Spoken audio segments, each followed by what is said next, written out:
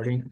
All right, so the purpose of today's LPAC parent workshop is to um, notify parents the importance of the LPAC because a lot of the time students get to seventh and eighth grade in middle school, and that's the first time they're kind of being aware. They kind of know they're taking an assessment, a test based on their language ability at the time. But we don't want to get to that stage and just kind of work with them so they could pass this assessment because it does affect their high school as well. We'll get into a little bit more about that, but we would just basically wanted to create an awareness, a workshop for parents, just a basic foundational meeting about what the LPAC is. So you could have some awareness, even for our younger students that are kinder, first, second. It's a great time to get started on understanding why they're taking the LPAC, how it impacts their learning in a positive way, right? Because they're getting some support in that area.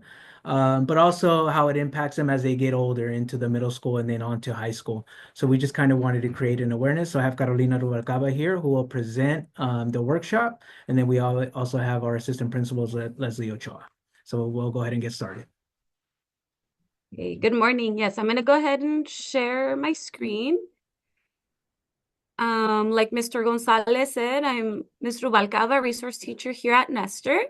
And yeah, this is just an overview of what the LPAC is, why some students take it, and then as parents, what can you do to support your child with this? So I'll go ahead and start with this. So, first of all, how are English learners identified? So, whenever a student enters a school in the US, our school, they have to fill out the home language survey. So, based on the information that the parent or guardian fills out in the survey, it's whether we decide whether the student is initially an English learner or an English only student. So, if parents answer that the student speaks or is spoken to in a language other than English, then they continue and they take what is the initial LPAC assessment, which they take in kindergarten or when they first start school.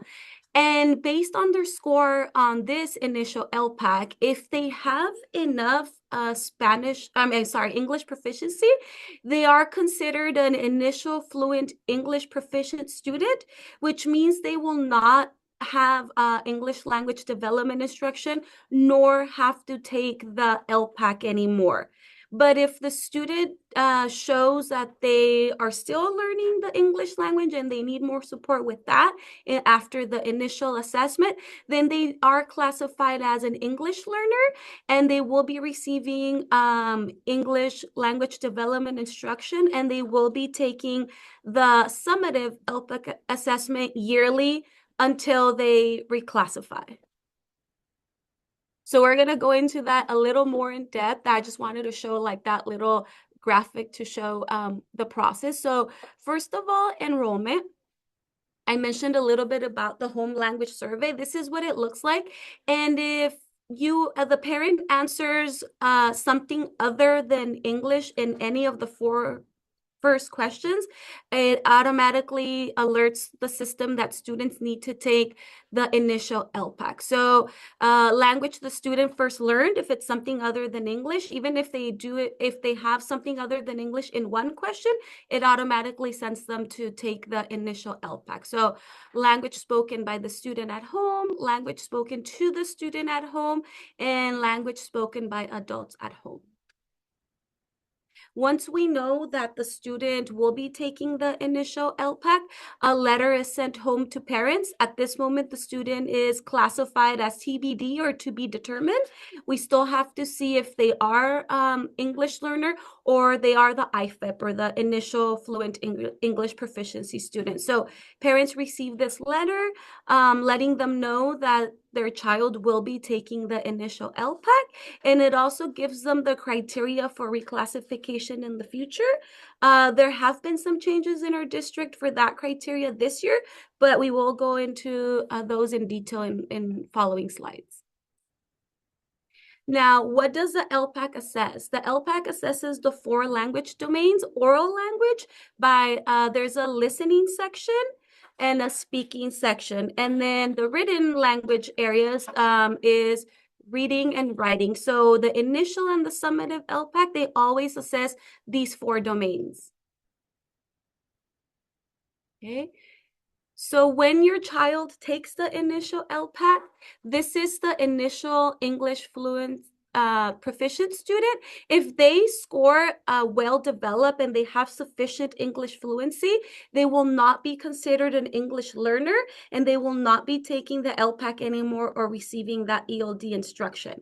But if they are intermediate English learners, they have somewhat developed or moderately developed English proficiency skills, they're still English learners, as well as if they're novice English learners where their English is minimally developed. So these two groups will be considered English learners and will continue to take the LPAC, summative LPAC every year and receive the ELD instruction. Okay, so ELD, or the Designated English Language Development Time, is a requirement by law, like Mr. Gonzalez said, to support our English learners academically. So it can look like 30 minutes of ELD time 5 times a week, or 45 minutes 4 times a week. But it is a special time dedicated for our English learners to work on those English language development standards, to continue to grow their proficiency in the English language with structures and supports that are just focused on that. Okay, so the summative LPAC. If your child is considered an English learner, they will be taking the summative LPAC every spring. Again, they are going to assess the 4 levels, and or the 4 domains, sorry, each domain is graded or rated a 1 through 4. So if they score a 1, that means they're beginning to develop in that area. So they're still minimally developed, whether it be in reading, writing, speaking, or listening. A 2 and a 3, it's somewhat developed or moderately developed. They're beginning to acquire some of that language and learning in meaningful ways, but they still need more supports. And if they score a 4 on one of those domains, it means that they are well developed. They have developed English skills in that domain, and they're able to communicate as almost like an English speaker. And each one of these domains is graded, but then students do receive an overall performance level. So this is a sample score report that parents get after every summative LPAC. It shows you their overall level, like this student scored a 3 from 1 through 4, but it also breaks it down to the different domains. So for example, this student in listening, they were well developed, or a 4. In speaking, they were somewhat or moderately developed. That might be a 2 or a 3. In reading, they were also a 4, and in writing, they were somewhat or moderately developed. So it shows you each domain and then the overall for that student that year. Okay, now reclassification. Our goal is to support our students learning English, but also to have them reclassify. Reclassification means that our English learners meet the criteria recommended by the state through the LPAC and other teacher evaluations in consultation with parents. And it just means that English learners demonstrate language proficiency equivalent to that of an English-only peer. So they're eligible to be reclassified as English proficient, which stands for RFEP, or reclassified in fluent English proficiency. When a student is reclassified, they no longer have to participate in ELD classes because they already have enough English proficiency. They no longer have to take the summative LPAC. And when they do enter high school, they will have more flexibility to choose their elective courses. If a student does not reclassify by the time they are in high school, they will have to continue taking an ELD class, and that means they will have a little less choice in one of those classes because they will have to continue taking that class. If a student gets reclassified, they are monitored for 5 consecutive years just to make sure that they are continuing to make enough progress in the English language development area. We want them to continue, growing their language, but they do maintain their RFIP, or their reclassified status.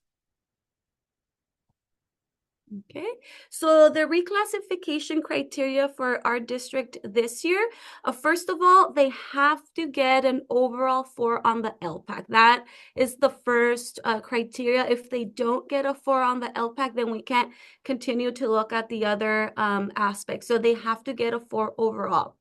Once a student gets a 4, then we look at their basic skills relative to English language proficient students, which means a uniform test that is administered in our district.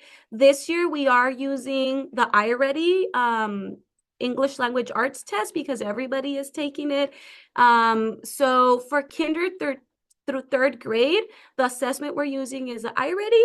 In 4th through 8, it's the SBAC, which is a state test, or the iReady. So if a student scores at grade level in one of these tests, then they meet that criteria. But in addition to that, there's also a teacher evaluation or teacher they see if they are showing enough proficiency in class where they are at grade level in comparison to their English only peers. And then there is a parent consultation. The teacher needs to communicate to parents, letting them know that there is a possibility that their child is reclassifying, explain it to parents, and then also maybe get their input. So in order to reclassify a student, they need to meet these 4 criteria. And going back to that, reclassification can happen at any grade level. So if your student scores the 4 and does, meets the other criteria, they've reclassified, then they won't be taking the LPAC anymore. It can happen at any grade level. So we also included a few resources here. I'm going to go ahead and click on this one. Does that show up on the screen?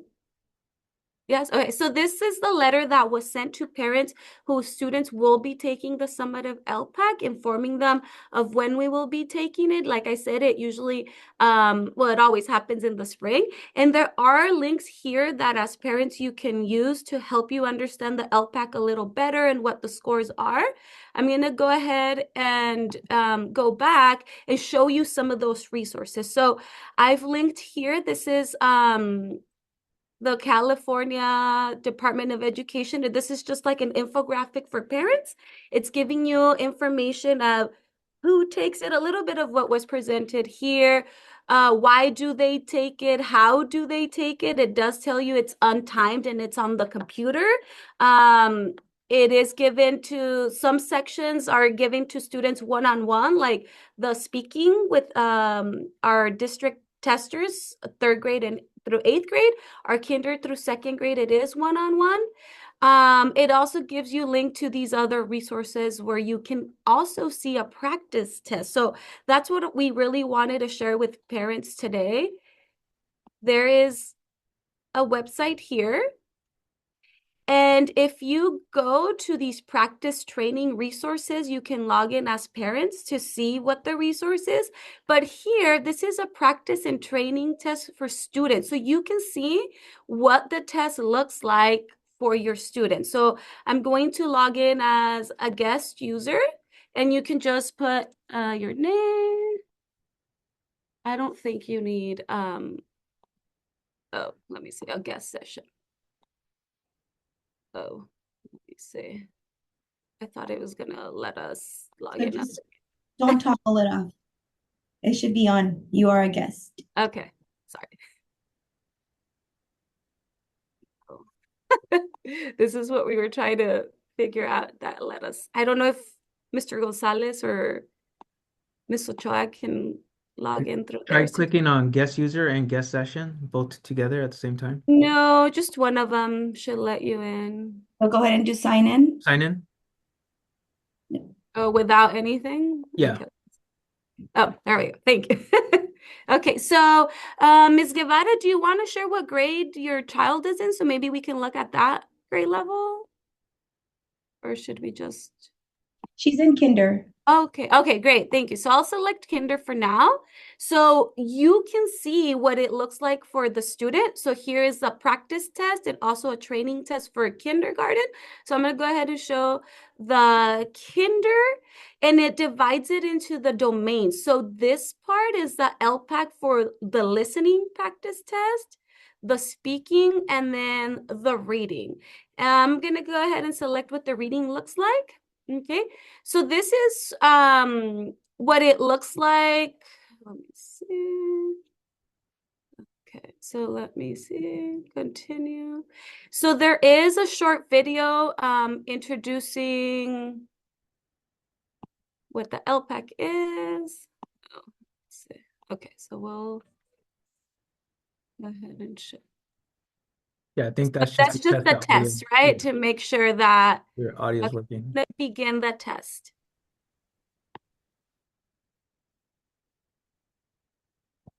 Okay, make sure that I got it. Okay, reading test. Oh, why doesn't it let me? Oh, next.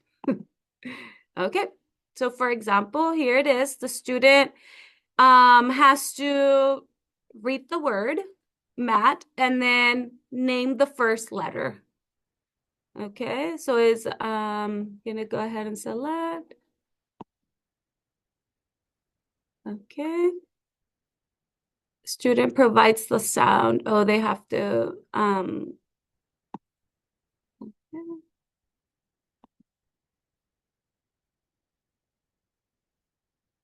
And then here, and it will be reading them, some of them will be reading them the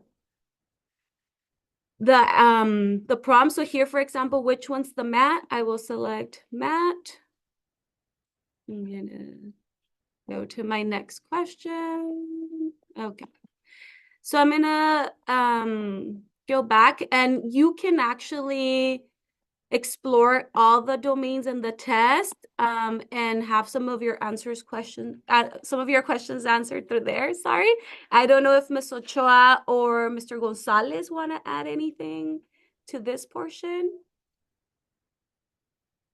I can just add that this is the most important piece as far as you supporting your child at home.